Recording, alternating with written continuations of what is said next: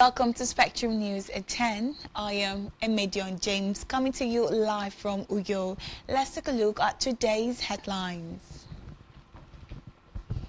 President Tinubu seeks Senate confirmation of Thompson Oludare as MD of NDIC.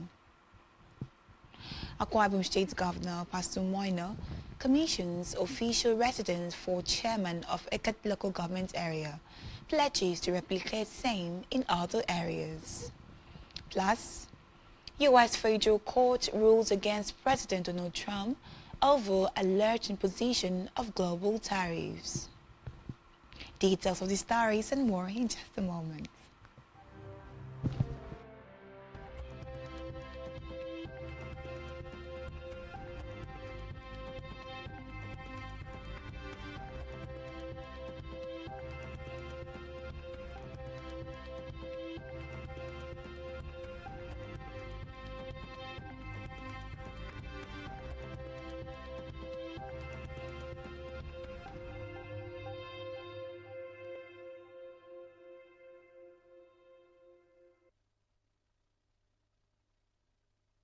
Good morning and thank you for joining us.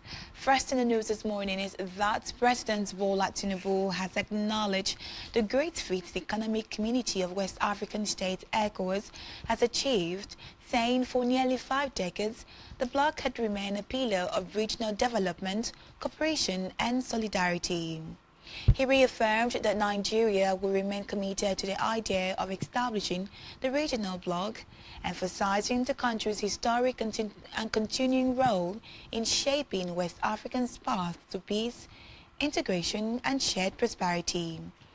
Tinubu spoke at the 50th anniversary celebration of ECOWAS held in Lagos. Reflecting on the community's founding, President Tinubu paid glowing tribute to Nigeria's former head of state, General Yakubu Gowon, the only surviving leader among the regional signatories of the ECOWAS Treaty. President Tinubu spotlighted Nigeria's consistent contributions, particularly through initiatives like the Technical Aid Corps, which for nearly 40 years has deployed skilled professionals to serve in various ECOWAS member states. Meanwhile, President Bola Tinubu has urged the Senate to consider and confirm the nomination of Thompson Oludare for appointment as the Managing Director MD of the Nigeria Deposit Insurance Corporation (NDIC). The President also urged the Senate to confirm the nomination of Kaba Kataka for the position of Executive Director in the corporation. Senate President Godswill Akpabio read the President's letter during plenary and referred the request to the Senate Committee on Banking, Insurance and Other Financial Institutions for further legislative work and to report back soonest. Away from that, former President Muhammadu Buhari has praised President Bola Tinubu for steering the country through tough times. He urged Nigerians to be patient with the reforms of the administration, saying that they are yielding positive results. The former leader, who handed over to President Tinubu 2 years ago, led the pack of statesmen and political leaders who felicitated the president on his second year in office. Buhari said in a statement by his spokesman, who noted that the bold reforms are yielding fruit, urging Nigerians to continue to give support for the All Progressive Congress initiatives has called for a thorough investigation into alleged unethical practices in the disbursement of student loans under the Nigerian Education Loan Fund, NELFund, amid growing concerns over transparency, mismanagement and violation of the Student Loan Access to Higher Education Act 2024. The motion raised by Aliyu Mustafa on the floor of the House at the plenary in Abuja drew attention to alarming reports from National Orientation Agency (NOA) and the Federal Ministry of Education, which suggests collusion between some tertiary and financial institutions to delay or divert student loans intended to provide equitable and interest-free access to higher education students. Moving the motion, Mustafa said the Student Loan Act 2024 was enacted to ensure timely and transparent access to interest-free loans for all Nigerian students pursuing higher education. In response, the House urged NELFund to advance its solutions to improve verification processes and streamline operations. It also directed NELFund to report violation of the Act and guidelines to relevant authorities and impose sanctions where necessary. The House equally mandated all tertiary institutions to refund students who had paid their tuition fees before their loan disbursement. It further charged 4 committees, including student loans, scholarship and higher education financing, banking and other ancillary institutions, as well as anti-corruption and university education, to conduct a comprehensive investigation into the allegations and report their findings within 4 weeks. In a separate development, former Central Bank of Nigeria Governor Godwin Emefiele has approached the Court of Appeal in Abuja, praying it to set aside a judgment granting the government full control of a substantial estate in Abuja comprising 753 housing units. Recall that the Economic and Financial Crimes Commission (EFCC) had earlier obtained a court order to seize the estate situated in Lokogoma district of Abuja. However, Emefiele, through his legal representative, A.M. Kotoye, filed a motion as an interested party in the suit. He contends that he ought to have been involved in the proceedings. In their contention, Emefiele sought an extension of the time to challenge the interim and final forfeiture orders issued by the court on December 2nd and December 24, 2024, respectively. Emefiele told the court that the forfeiture proceedings were carried out without his knowledge.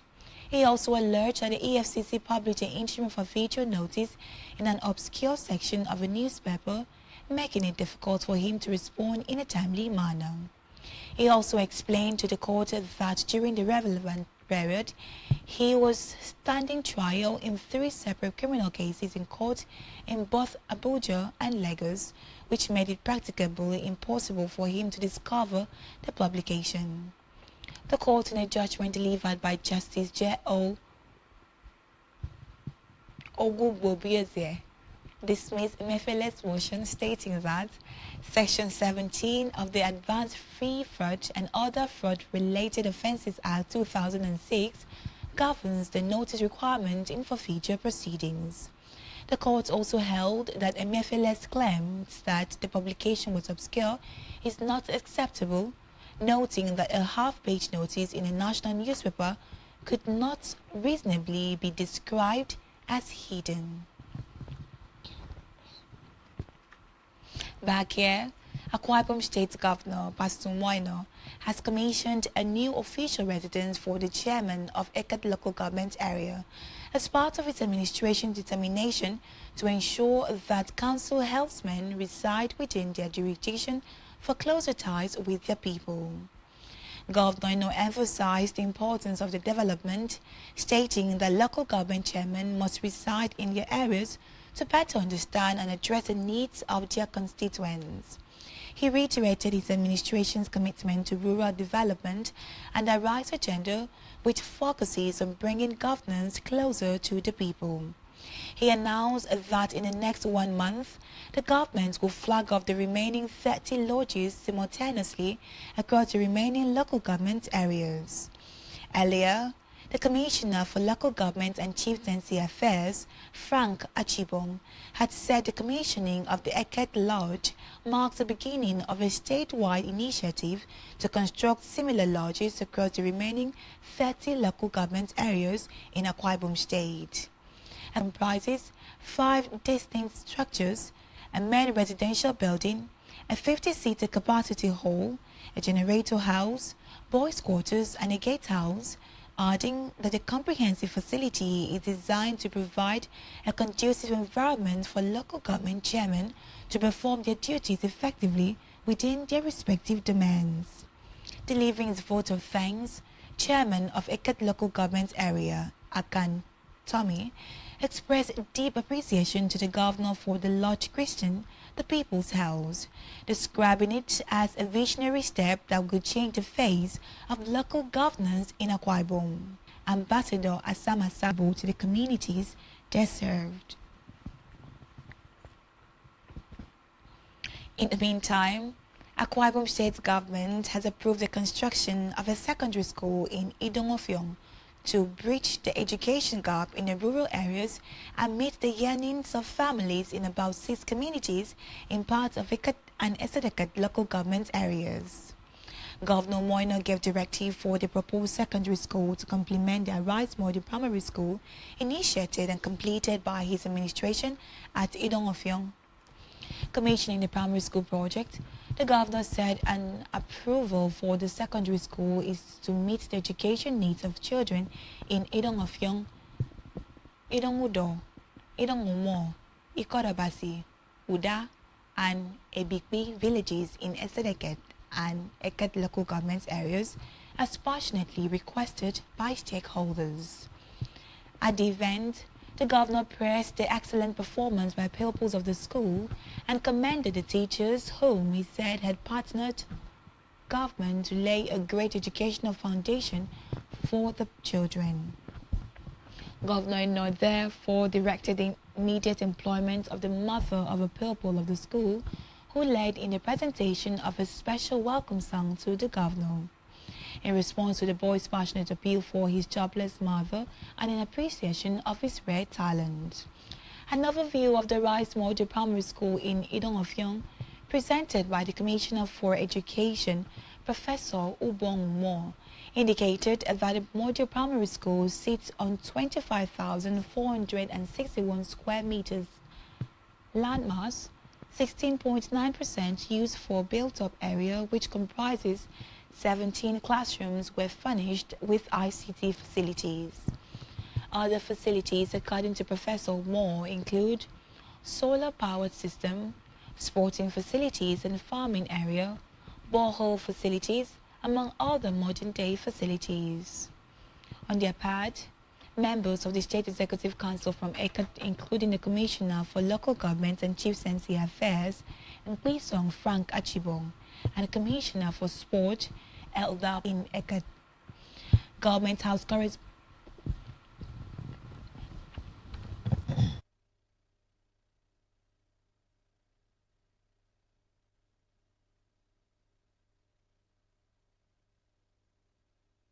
Jen Uwa report that also speaking, the chairman, State Universal Basic Education Board, SUBEB, Anietie Etuk, and House of Assembly member for Eket State Constituency, Dr. Nsidebe Akata. Key stakeholders expressed appreciation introduced in primary schools with a. We move now to Africa, where South Africa has offered to buy liquefied natural gas from the United States in a trade deal proposal that will see the African nation become exempt from paying duties on vehicle export to the United States in return. The proposal was announced in a statement by the Minister to the Presidency, Kumbozo Shavihi. According to the statement, South Africa will import 75 to 100 petajoules per annum for 10 years of LNG gas from the U.S., which will unlock approximately $900 million to $1.2 billion in trade per annum and $9 billion to $12 billion for 10 years based on applicable price. Reports say while the United States has so far not pronounced a decision on accepting or rejecting the deal, it could be a means for Pretoria to protect its struggling economy and to some extent repair relations with Washington, which are at their worst point in years. On the foreign scene, a U.S. federal court has ruled that President Donald Trump overstepped his authority by imposing global tariffs and a major blow to a key part of his economic policies.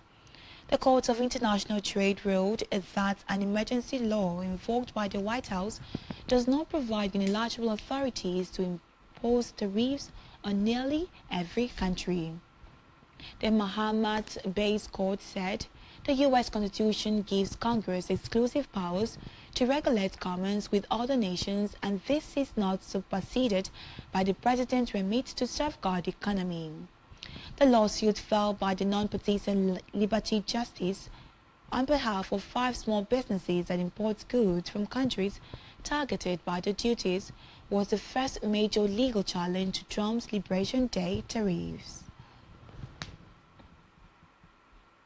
Still on the foreign scene, Elon Musk has said he is leaving the Trump administration after helping lead a tumultuous drive to shrink the size of U.S. government that saw thousands of federal jobs annexed. In a post on his social media platform X, Musk thanked Trump for the opportunity to help run the Department of Government Efficiency, known as DOGE. This comes a day after Musk criticized the legislative centerpiece of Trump's agenda. The South African-born tech tycoon had been designated as a special government employee, allowing him to work a federal job for 130 days each year. Still to come in the news. Super Eagles defeat Ghana to face Jamaica in 2025 Unity Cup final. Stay tuned for details of this in just a moment.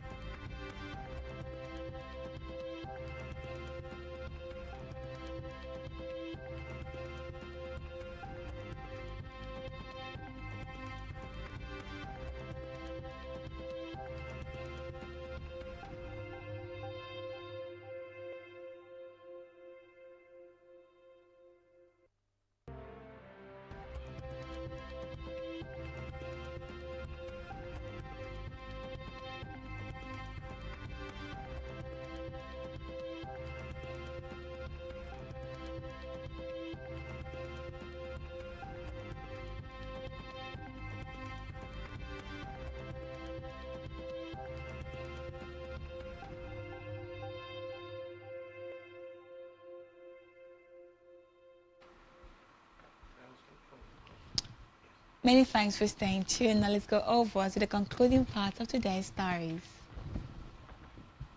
On our business news, the federal government has inaugurated a digital village pilot project providing free internet access to the rural community of Ibawa 2, Iswani, Kura, Gwagwalala in the Federal Capital Territory in a bid to bridge Nigeria's digital divide.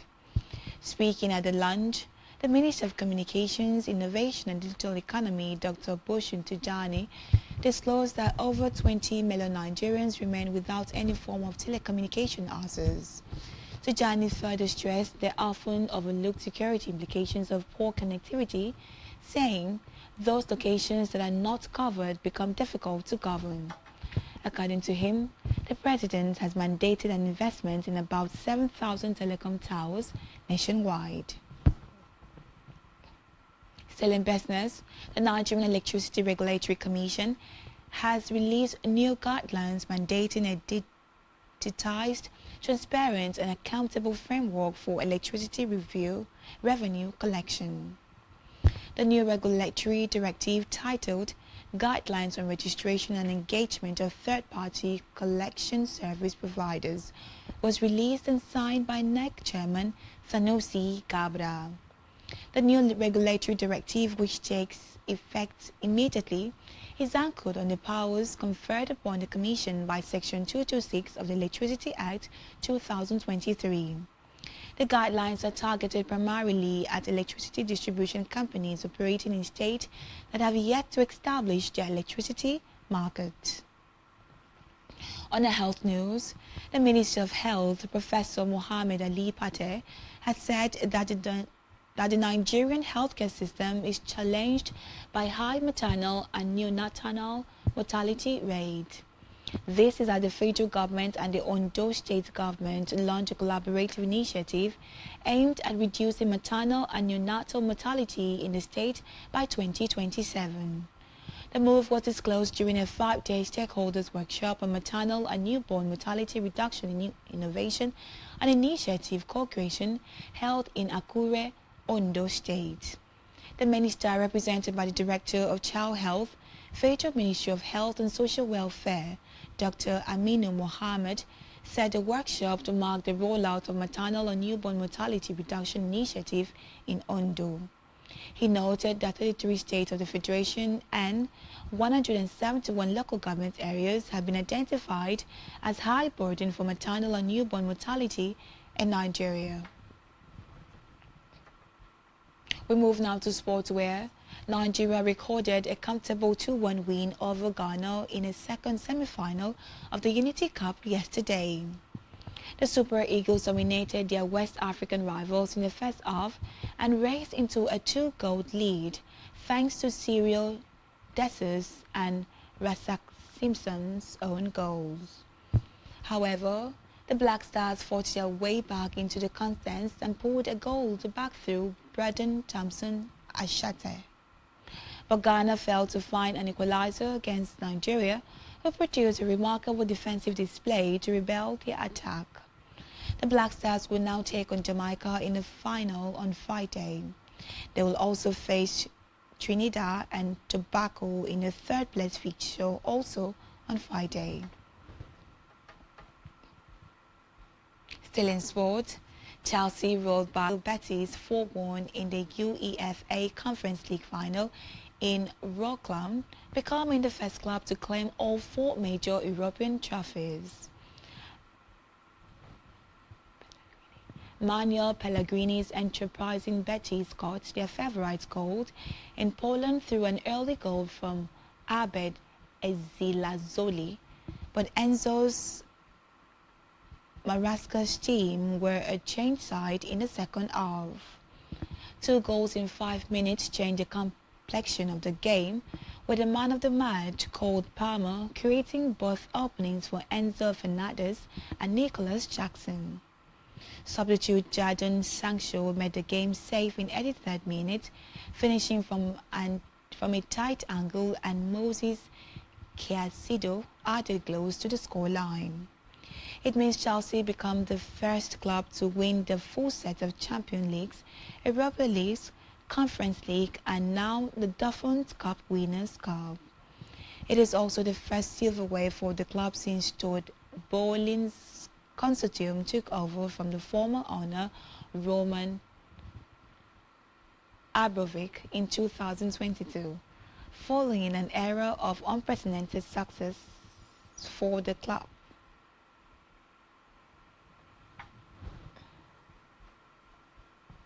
On entertainment news, Nigeria's singer Davido has finally reunited with his first daughter, Ahmed Adeleke. The reunion came amid the ongoing custody battle between the singer and his first baby mama, Sophia Momodu. Recall that singer had sued Sophia at the Lagos State High Court in April 2024 to seek custody of Ahmed. Davido filed a lawsuit after accusing Sophie of denying him access to the daughter. In response, Sophie filed 102 paragraph of counter affidavit to oppose the singer and accused Davido of refusing to fulfill his responsibility as a father after she stopped having intercourse with him. However, in a new development, Davido shared a reunion photo with Ahmed, tagging "Best Day of My Life." And that's all we have for you at this hour. Do ensure to follow us on social media, subscribe to our YouTube channel, all of which you can find on our website at spectrumtvlive.ng. I am Emedion James, and you've been watching Spectrum News at 10. Do enjoy the rest of your day. Bye for now.